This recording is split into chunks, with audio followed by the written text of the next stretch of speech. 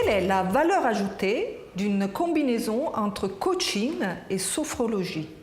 Alors toutes nos pensées, elles s'ancrent dans notre corps, ainsi que nos émotions et nos ressentis bien évidemment, et aussi notre rapport à nous-mêmes et au monde extérieur. Eh bien pour moi, dans tout changement de comportement, tout développement, cette dimension corporelle, elle est essentielle. C'est pourquoi j'utilise la sophrologie, qui est une pratique et un ensemble de techniques psychocorporelles. Le coaching, lui, c'est avant tout une forme d'accompagnement à travers un rapport collaboratif entre le coach et le client dans le but d'atteindre un objectif donné. Prenons un exemple. Une personne qui demande à être accompagnée pour un problème de confiance en soi au travail. Alors nous allons définir ensemble un premier objectif concret. Par exemple, comment prendre la parole lors de la prochaine réunion du comité directeur dans 2 semaines et exposer de façon claire et sûre son avis et ses recommandations. Ça, c'est une approche coaching. Et dans le cadre de l'accompagnement, les techniques de la sophrologie vont permettre à cette personne d'utiliser toutes ses ressources et ses capacités pour atteindre cet objectif. Par exemple, ce sera utiliser sa respiration. La respiration, c'est un acte naturel, mais c'est aussi un processus que nous pouvons modifier ou maîtriser pour agir sur notre état physique, mental et émotionnel. L'ancrage corporel et les techniques de respiration vont permettre à cette personne de bien gérer ses émotions lors de la prise de parole. Comment la sophrologie aide à développer la confiance en soi? Avoir confiance en soi, c'est croire en ses capacités à agir efficacement. Donc pour nous, adultes, pour développer davantage de confiance en soi, il s'agit d'apprendre à mieux se connaître, à développer une conscience de soi plus profonde. En fait, nous agissons souvent en mode automatique, par habitude. Nous répétons des comportements qui peuvent être inadaptés ou inappropriés. Et dans ces cas-là, nous croyons ne pas pouvoir agir efficacement et nous perdons confiance.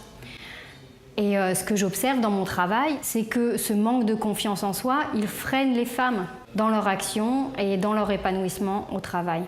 La sophrologie, eh bien, elle permet de se connecter, de se reconnecter à cette conscience de soi. Avec cette connaissance de soi approfondie, eh bien, il est plus facile de construire et de développer une meilleure confiance en soi au quotidien. Et donc, d'agir. Par exemple, ce sera oser demander une promotion, un changement d'horaire de travail, dire qu'on n'est pas d'accord, exprimer ses besoins, prendre la parole en public. Comment ça se passe concrètement? Alors prenons un autre exemple, une femme qui a repris une activité professionnelle après un congé maternité. Elle se sent dépassée, elle pense qu'elle ne s'occupe pas bien de son enfant et elle ne trouve qu'elle n'est pas efficace au travail.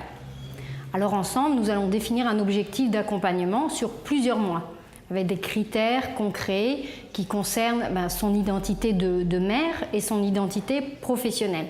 Par exemple, qu'est-ce que c'est pour cette femme de s'occuper correctement de son enfant? Qu'est-ce que c'est pour cette femme d'être efficace au travail? Qu'est-ce qui lui fait plaisir? Qu'est-ce qui lui apporte de la joie, de l'énergie au quotidien?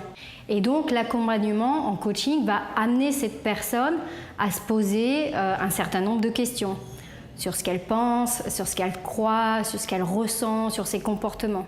Et les exercices en sophrologie, eux, ils vont lui permettre de se reconnecter à ses capacités dans des situations difficiles, à mieux utiliser son énergie, à gérer sa fatigue. Qui est Nadège Ravou? J'ai un parcours professionnel international et varié. J'étais chef de produit en Roumanie, j'étais manager d'une filiale en Bulgarie, responsable du développement des activités en Europe, dans un secteur de services aux entreprises. Et puis à un moment, j'ai découvert la sophrologie suite à une période de stress, de surmenage. Et ça m'a beaucoup appris sur moi-même, sur mes motivations, sur mes valeurs. Et par la suite, je me suis formée pendant plusieurs années. Et aujourd'hui, je suis sophrologue et coach professionnel certifié. Et j'exerce au sein d'une entreprise que nous avons créée avec 3 autres sophrologues. Alors au quotidien, j'accompagne les femmes qui se sentent dépassées, épuisées ou inquiètes par le rythme de leur quotidien familial, professionnel, à utiliser des techniques de récupération, de communication, de gestion émotionnelle pour retrouver le plaisir d'être épanouies et d'être efficaces au travail et aussi d'être bien et d'accompagner leurs enfants. Comment booster la confiance en soi en 15 minutes de travail par jour? Alors, je proposerai une combinaison d'exercices à faire au quotidien pour penser, agir et se sentir confiant. Alors, penser, eh bien, on peut faire l'effort de voir les aspects positifs, d'utiliser des mots positifs lorsque vous parlez de vous, de vos projets ou lorsque vous vous parlez à vous-même. Agir. Agir si vous avez du mal à commencer, à avancer ou à terminer quelque chose, parce que vous vous dites que vous n'êtes pas capable de le faire, eh bien, réfléchissez, pensez à vos compétences. Vous êtes certainement capable d'avoir 3 compétences, des savoirs, des savoir-être, et écrivez-les. Je suis capable de. Et puis, passez à l'action parce que vous avez des capacités. Et puis, ressentir avant de vous coucher, par exemple.